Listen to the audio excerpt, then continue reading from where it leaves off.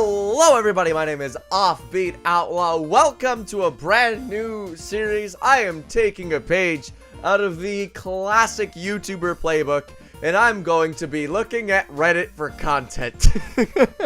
Look, it's not that I'm devoid of content, it's that I'm devoid of motivation. There's a very keen difference. So today, what I wanted to do is there's a subreddit called dndgreentext. I don't know if you've heard of it, but basically they take green text posts from 4chan and they say it. It's just people telling stories about D&D. It's very funny, in my opinion anyway. Just so that you know, in case you are wondering everything that I'm involved in D&D related before we get going. First of all, support the Patreon, $3 a month. It helps me out a lot. Share this video with your friends. Also, I'm going to be playing in a melee ball tournament. This is the world's first competitive D&D, sort of competitive game structured on D&D between players from that we know of.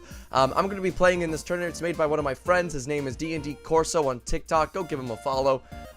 Excellent guy, excellent creator, excellent game designer. This is an incredibly well-designed game, and I'm super excited to play it. Also, check me out on Mondays at twitch.tv/Offbeat Outlaw every Monday, where I DM my own games. So you probably saw the title of this video, and it says professional D&D player, and you're probably wondering what the hell is that. It's just, in my opinion, it's whoever gets to play D&D and get semi-paid for it. That's what I am, baby. It's also a very clickbaity title. So we're gonna be reacting to r/D&D green text. What's the worst case of DM fiat you have experienced? Just because your character speaks Draconic does not mean you understand what the dragon is saying. Playing a half dragon. Oh man, I don't understand dungeon masters who don't want their players to do things. Like, I understand wanting to have a good understanding of the rules and to enforce the rules. Like, I'm like that to an extent. I want my players to utilize the rules that are given, but like, not letting your players understand languages? Come on, bro.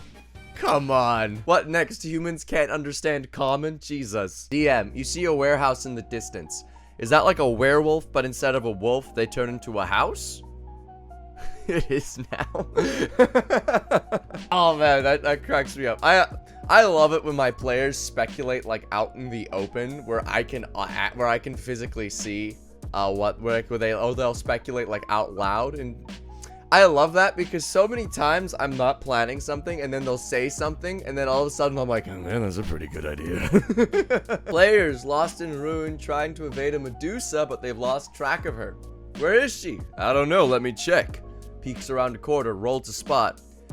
Are you sure you want to? 19, booyah, 12 is 31. What do I see? Well, everyone sees you look around the corner and turn to stone. Oh, that feels bad, man. Personally, I would give them like a reaction to like look away, but I'd like make it so they don't see. Just so it's not that harsh, because I understand what they were trying to get at, but damn. You know, that's why players don't roll unless we tell you to roll. We understand your urge to roll, but yeah, you gotta let it, if we don't tell you to roll, there might be a good reason. You know? So trust them sometimes. Centaurs can let medium creatures ride on them. Centaurs are also medium creatures. Time to play an all-centaur party that stacks up into Voltron. The ultimate cavalier. It's the Volcentaur. Being a DM in D&D, like, good puzzles for toddlers. I apologize for lashing out. One of my players threw themselves in acid after they were fully aware it was in fact acid. I did not and still do not know how to deal with that. You know, one of my first like viral TikToks was me making fun of my D&D party overthinking a puzzle. Where the puzzle was just 4 candles stacked on an altar, and they were arranged in a random order. Answer to the puzzle was arrange the candles in any order that is from tallest to shortest. Any order that is in that orientation. My players spent nearly an hour trying to decipher what possible religious subtext this could be within the world. I was banging my head against the skull until the barbarian just was like, I rearrange it. And I was like, it opens, let's go. When I first started playing D&D, the GM gave us some pre-made characters to speed things along in a tutorial quest. Honestly, a good way to help players who are new to get into D&D. I got a cleric, and reading through the abilities, I was super hyped. We got ambushed by a mixture of zombies and skeletons, and I rolled high enough to go first. So I turned to the GM and say, can I use turn undead to become a zombie too? So I can talk our way out of this. They shouldn't attack me because I'm one of them, right? You pure cinnamon bun, I can't. Oh, that's so cute. That's honestly really cute. If someone did that, I would honestly burst out laughing, but like, that's adorable. Yeah, for those who are wondering, turn undead makes the undead turn away. It turns them. It does not turn you into an undead. That's pretty fucking funny. that should be an ability though. I wonder if that'd be interesting. As a GM, and a pretty damn good one, I've banned martial classes from my table 5e because they're so boring and useless. Them's fighting words. Level 1 fighter, herder, I can hit with sword. Excuse me, they got a fighting style, thank you very much. Level 1 wizard, I can move stuff with my mind. Yeah, that you can already move with your hand. I can pick up 10-pound objects that everyone else can also pick up. Congratulations, wizards. Level 20 wizard can summon interplanar creatures, cause handful of dice of damage. Herder, I hit 3 times with my sword. Excuse me? Well, it's 8 times, first of all. Second of all, oh man. So, okay, I'm just gonna say right now. This is, I hope that this is bait. I'm pretty sure it's bait.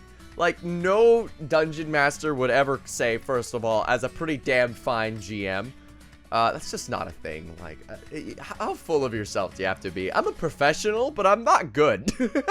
How full of yourself do you have to be to say that? And second of all, say you're a good dungeon master and then not understand any of the basic mechanics of D&D. For those who don't know, fighters are not unbalanced. Any martial is not unbalanced in terms of the rest of the D&D games. A lot of people who say they're unbalanced don't understand quite how powerful the modifiers are to attack rolls. For those who are wondering, there are 2 types of rolls you make when making an attack. There's the attack roll and the damage roll. On the damage roll, you get to add your strength or dexterity modifier depending on the type of weapon that you used to the attack. If you have a 20 in strength, that's an extra 5 damage every single hit.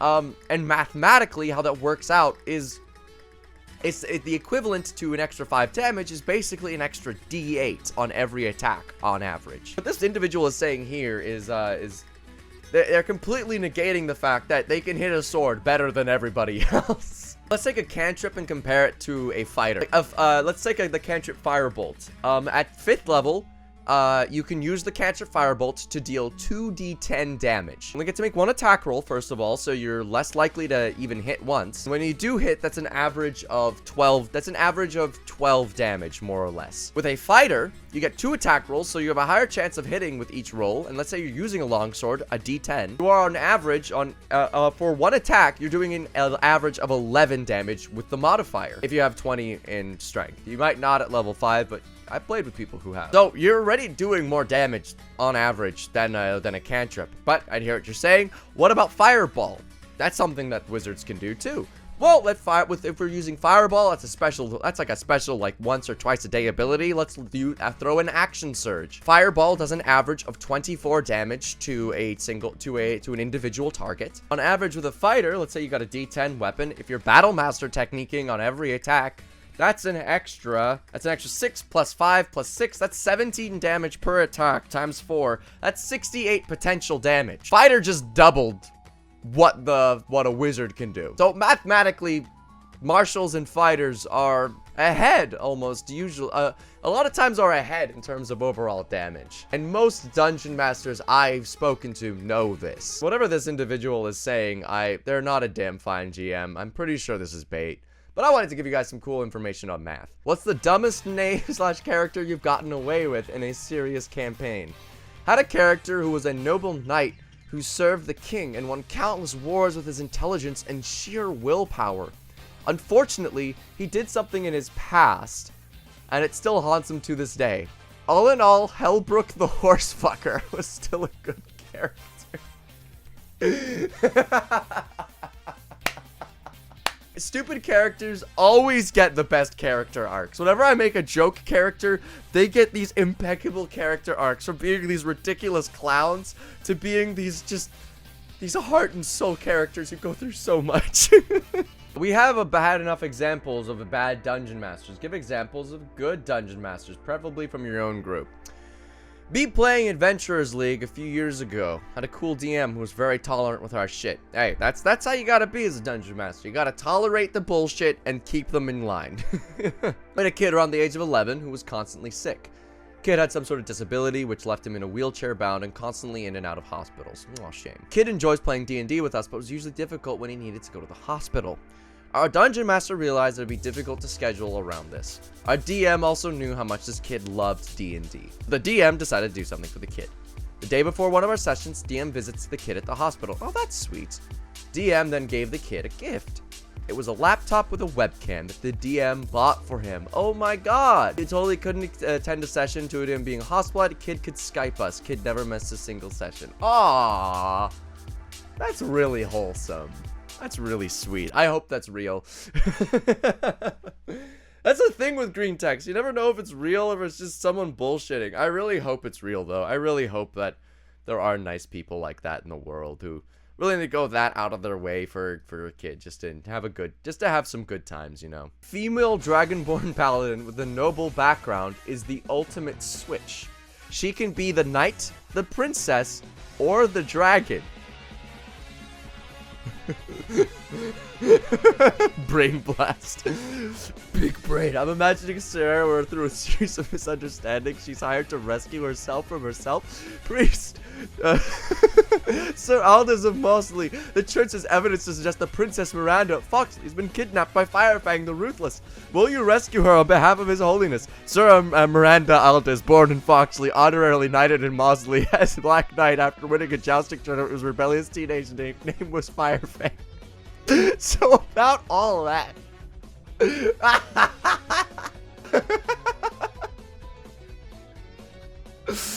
So about that. Oh man, I want one of my players to make a character like that one day. That's genius script writing. Oh man, I fucking love it. Well, you know, I've been recording for a little bit now, so it's probably about time that I get going. So thank you all so much for watching. Just as a reminder, I am part of the Melee Ball tournament.